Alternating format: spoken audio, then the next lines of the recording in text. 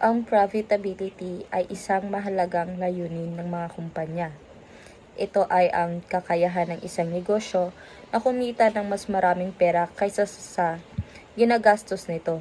Para sa mga negosyo, mahalaga ang pagiging maunlad dahil ito ay nagbibigay daan sa kanila na lumago, mag-hire ng mas maraming tao at pagbigay ng mas magagandang produkto at serbisyo.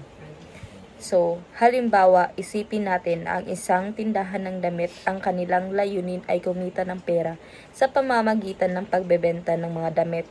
Upang maging maunlad, kailangan nilang tiyakin na ang kanilang mga gastos tulad ng pagbili ng mga damit, pag-upan ng tindahan at pagbayad ng sahod ng mga empleyado ay mas mababa kaysa sa kanilang kita, ang pera na kinikita nila sa pagbebenta ng mga damit.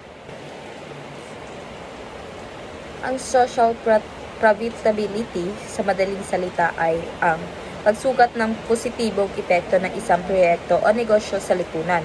Bukod pa sa pananalapi o pinansyal na pakinabang, hindi lang puro kita ang tinitignan dito, kundi ang kabuuang positibong kontribusyon nito sa komunidad at sa mga tao. Para isang puno na nagbibigay hindi lang ng bunga, kundi nagbibigay din ng lilim, tirahan sa mga ibon at pagpapaganda ng kapaligiran. Halimbawa, isang programa ng isang NGO na nagbibigay ng libreng edukasyon sa mga mahihirap na bata. Ang social profitability nito ay hindi lamang sa bilang ng mga batang nakapag-aral, kundi pati na rin sa pampabuti ng kanilang buhay at sa pag-unlad ng komunidad sa hinaharap. Maaring masukat ito sa pamamagitan ng pagtingin sa pagtaas ng kanilang kita sa hinaharap, pababa ng poverty rate sa komunidad at pagtaas sa kanilang kakayahan na mag-ambag sa lipunan. Ang pagsukat ng produktibidad ay ang proseso na pagtukoy kung gaano kahusay ang paggamit ng mga resources tulad ng oras, pera, materyales sa tao upang makagawa ng mga produkto o serbisyo.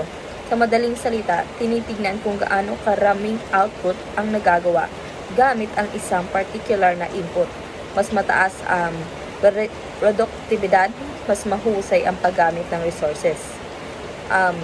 Mayroong iba't ibang paraan para magsukat ang produktibidad depende sa uri ng industriya at kung anong aspeto ang gustong tingnan. Mga halimbawa ng pagsukat ng produktibidad. Sa manufacturing, maaring masukat ang produktibidad ng isang pabrika sa pamamagitan ng pagtingin sa bilang ng mga produkto na nagagawa kada oras, kada empleyado. Halimbawa, kung ang isang pabrika ay nakakagawa ng 1,000 na sapatos kada araw, gamit ang 15 empleyado, ang produktibidad ay 20 sapatos kada empleyado kada araw, 1,000 sapatos at 50 empleyado. Sa agriculture, maaring masukat ang produktibidad ng isang sakahan sa pamamagitan ng pagtingin sa ani kada ektarya ng lupa.